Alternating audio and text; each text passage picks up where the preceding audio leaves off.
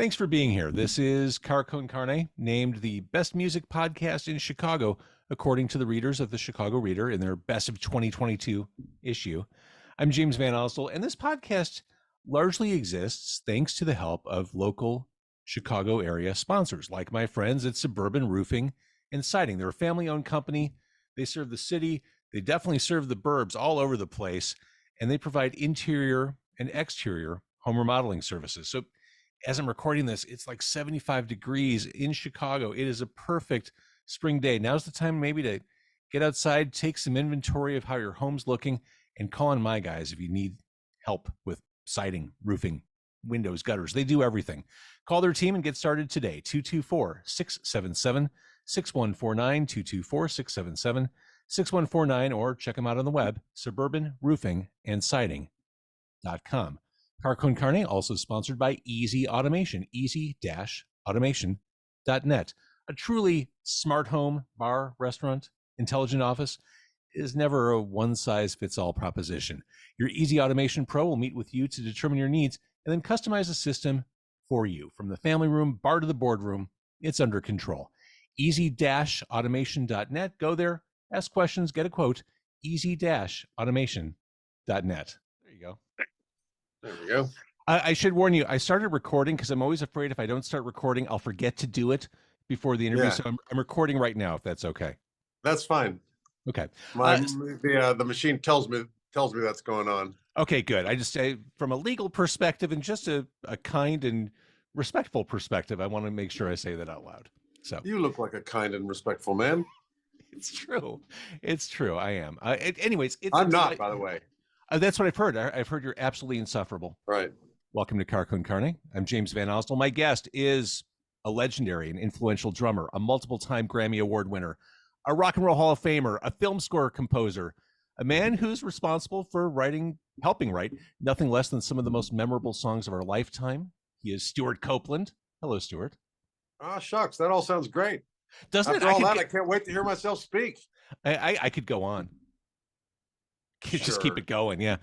So May 19th, this is a Chicago-based podcast. May 19th at the Genesee Theatre in Waukegan.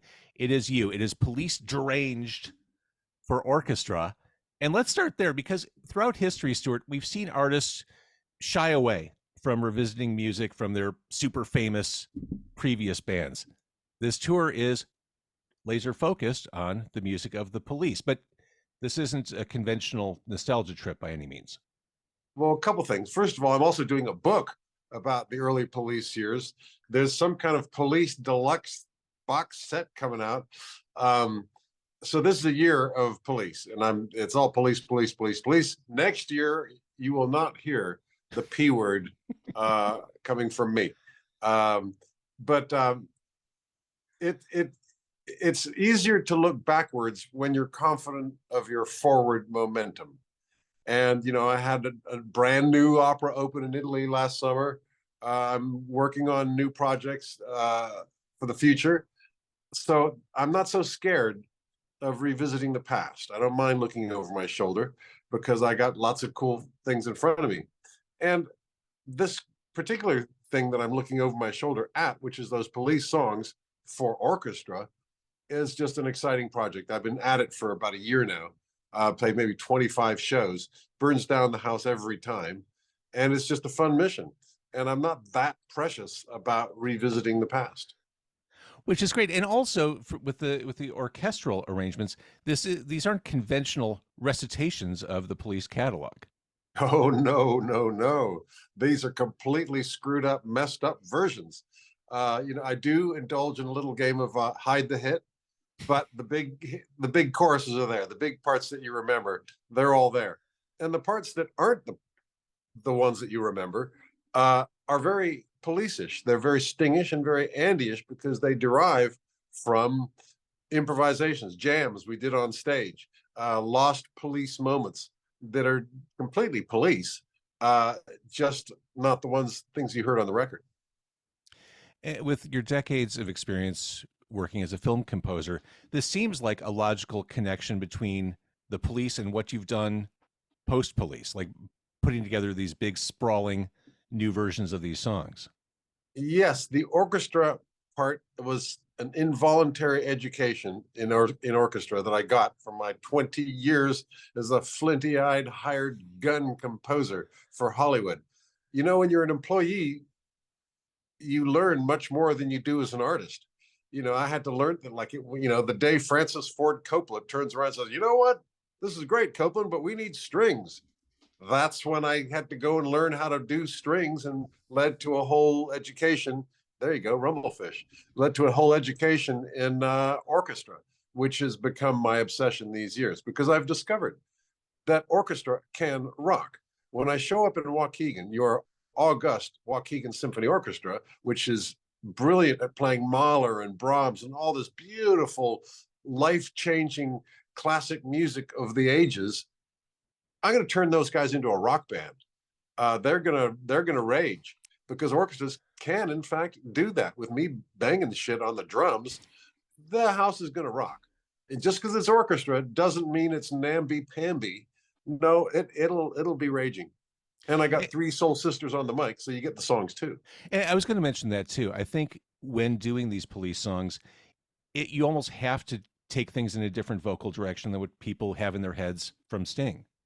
Well, I mean, can you imagine some poor guy getting up there? Right. You know, I wouldn't do that to anybody. Even if they're brilliant, I wouldn't do that to anybody. But these 3 women on the mic, they really deliver, and they bring a whole timbre, a whole quality to the vocal parts. And I did also do some arranging of the vocals to add some new stuff there, things that I heard Sting do on stage but aren't on the record. And I was able to get all that stuff. The reason, what opened me up to all this process in the beginning, was a film that I made about the police. Back in the day, I had a movie camera stuck to my face for most of the police experience, from the motels to the stadiums. Then I had all the Super 8 footage, and I shot it all, but since you can't really edit it, it's domestic grade stuff. There's no negative, and every time you look at it at a domestic grade projector, you're scratching it. So I put it in a shoebox and forgot about it. And then an amazing thing happened. They invented computers and hard drives. And so suddenly it became possible for me to digitize all this stuff and cut together the home movie from hell.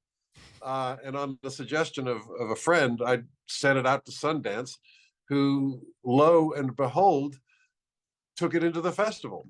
And so suddenly my little home movie became like a behemoth.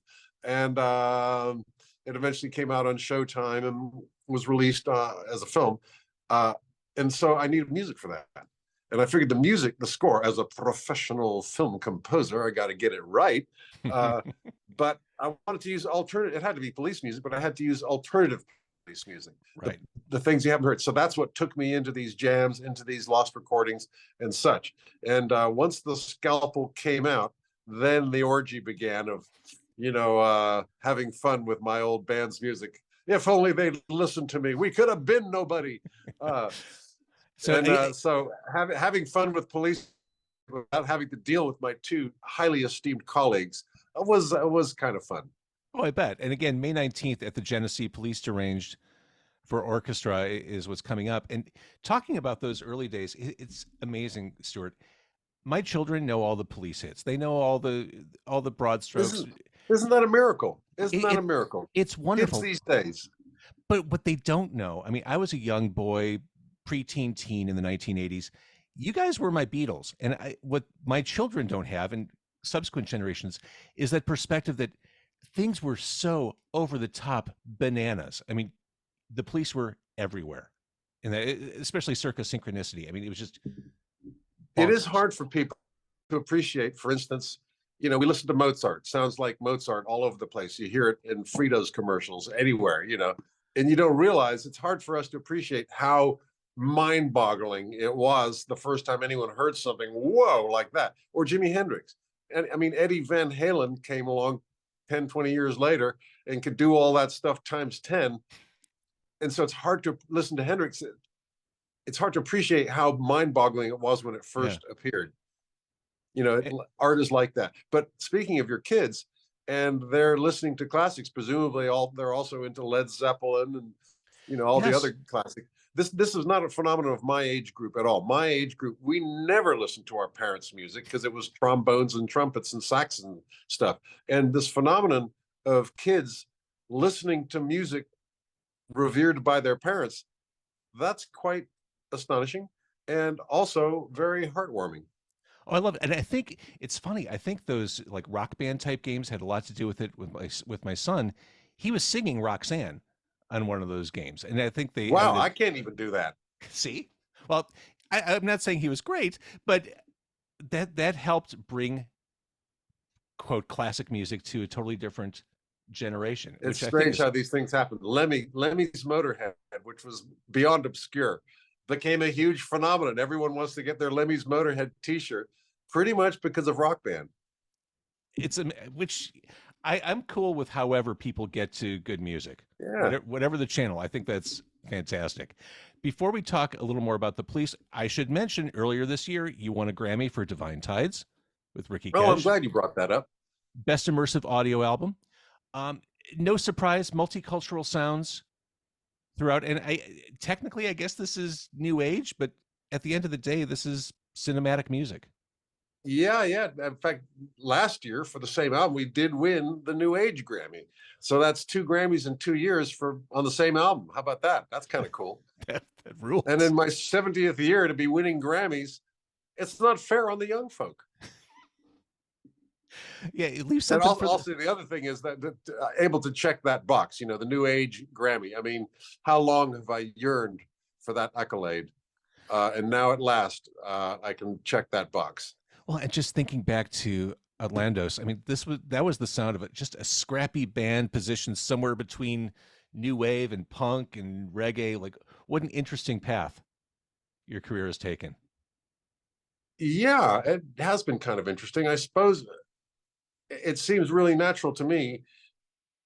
Look to my left and to my right at my fellow musicians who still just play guitar or just play drums. And I wonder, come on, you've been doing that for 20 years.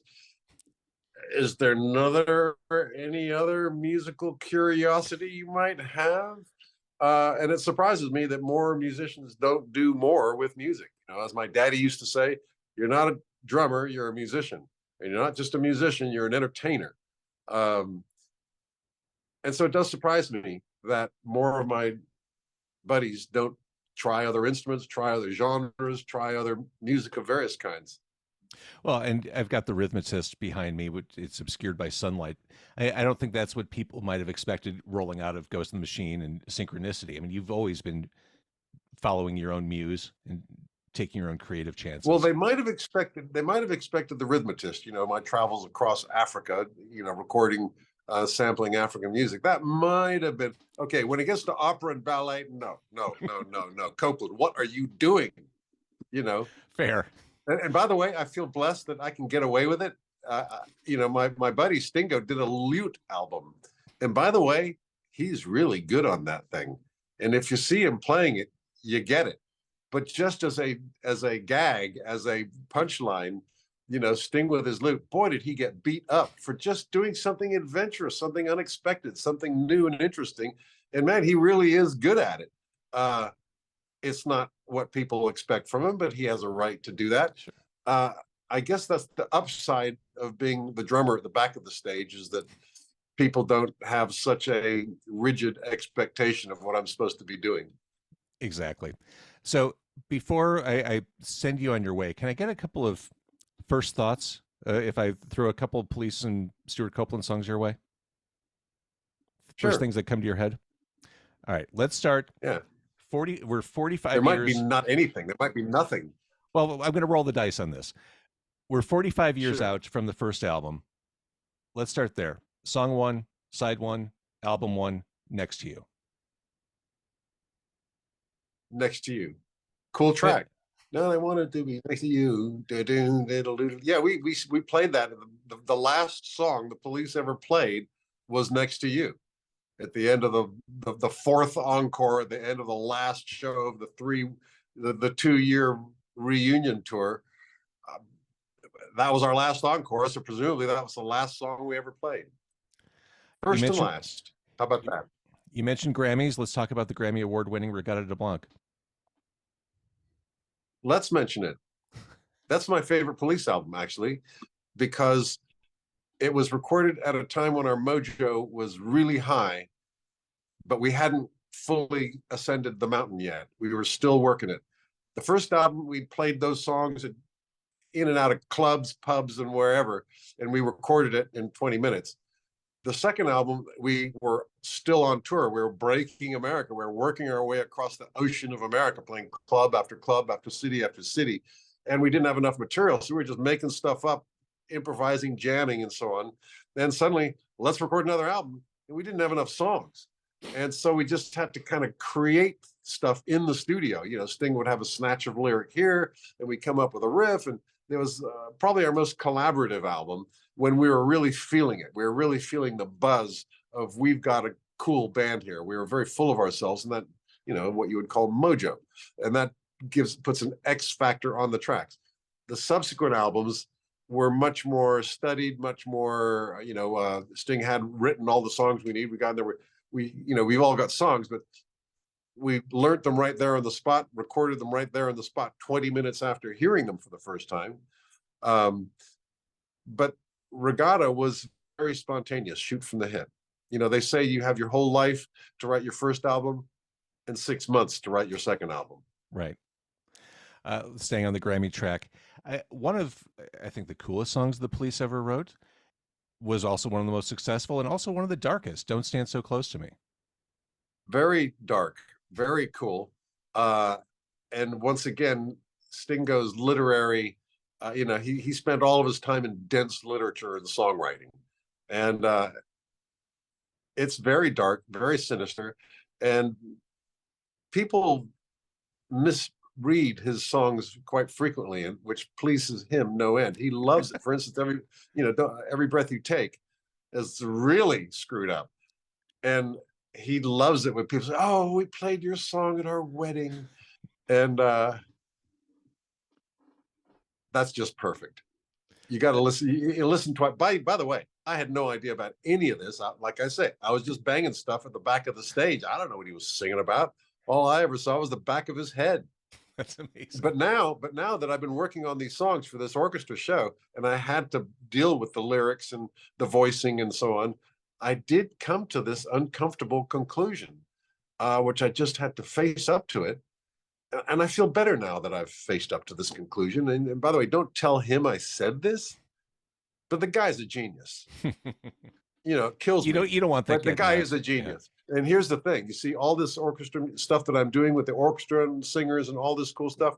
This is my revenge. That'll show him. Yeah. Let's stay on Zenyatta. Let's go to one of yours, Bombs Away. Sure. It's kind of a third world lament. It's about the chaos happening in the third world, unknown to American people. And for us, something bad happens. Hey, let's go bomb something. And we do, little realizing that there are actual people over there, men, women, and children, and lives being lived. And they're so far away from us. And we do things by remote control. And the people we elect, the decisions that those elected officials make to please us back here in America, who have no idea what we're doing over there. Now, I did grow up over there in the Middle East, and I saw the results of American policies there, which were not kind of sleepwalking, which were not because America is evil, but because America just isn't really plugged in and has no idea that those are real people over there. They're just as good as us. Before God, those are human beings. But I watched my country do some, participate in some actions, not out of evil intention, usually out of good intentions, but with devastating consequences locally. Let's jump to that shut you up. No, I'm so glad things are different in the modern day since you wrote that song. Things have changed so dramatically. So we're so cognizant. Yeah. And by the way, things are more cognizant. People do know more about it because of the internet, because of Google, because of every 20 different reasons. People are much more aware now. It's hard to appreciate because information is so available. It's hard to appreciate how information was not available. All you had was 3 news networks. That's it. And the New York Times, the LA Times, or your local 1 or 2 local papers. That was it. And so that's why in those days people were much more ignorant than they are today. Kids today, Stuart, kids today, they don't realize how lucky they have it with Murder by Numbers.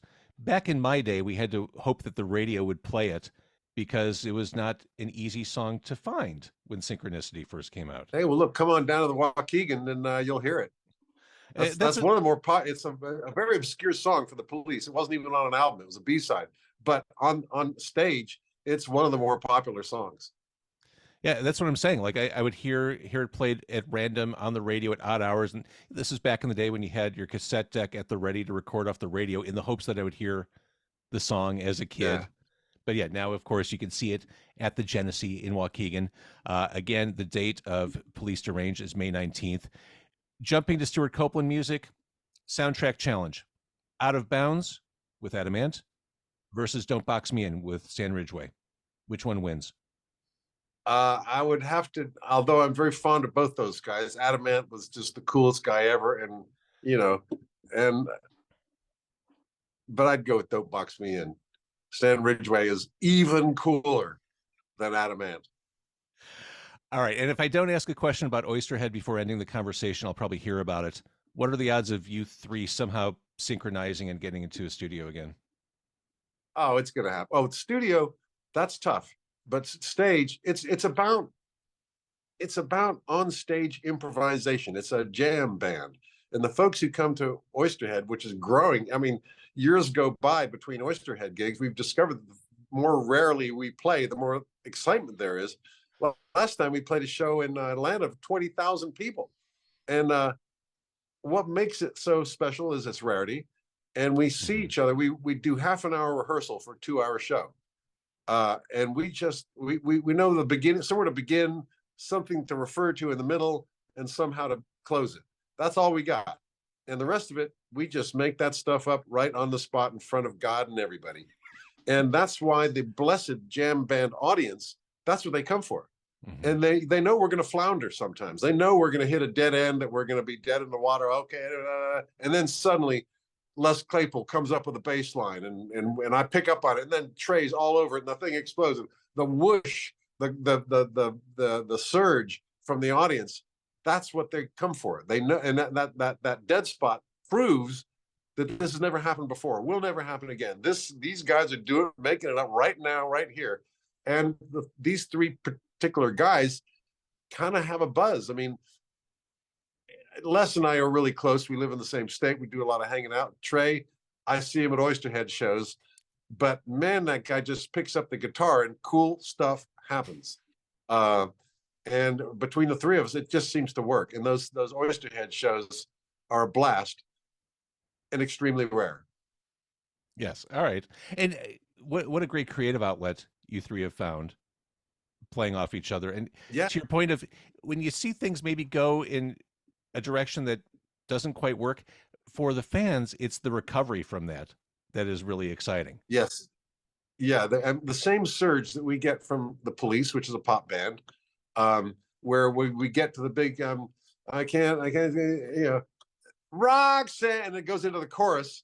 Everybody surges because they know it's coming. Here it comes. It's about to come in. Here it comes. And they love it. With a jam band experience, they get the same surge, but not from familiarity. They just feel the connection, and it's the same kind of surge from the audience. It's that being surprised and delighted. Yeah, I tried to explain this phenomenon to Stingo and Andy without much success. I mean, by the way, the Police does that too, or did do that. We did a lot of jams on stage, but they were not as long. They were not 20 minutes. And we would come back to a song with a verse, chorus. But we did a lot of improvising too. I didn't mention anything off Ghost in the Machine. Can I just get impressions of Demolition Man? Cool. Also on the set in Waukegan.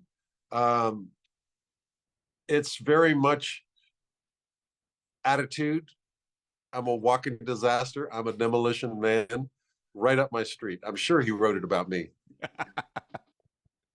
Back in the day, I bet I think this song is about me. Don't I? You're so vain, Stewart Copeland. All right, we can't wait to see you with the with the orchestra in Waukegan, Genesee Theatre, May 19th. It is Police Deranged for orchestra. Those songs we love, heard in a very different and super cool way. Thank you for doing this. Well, thanks for listening.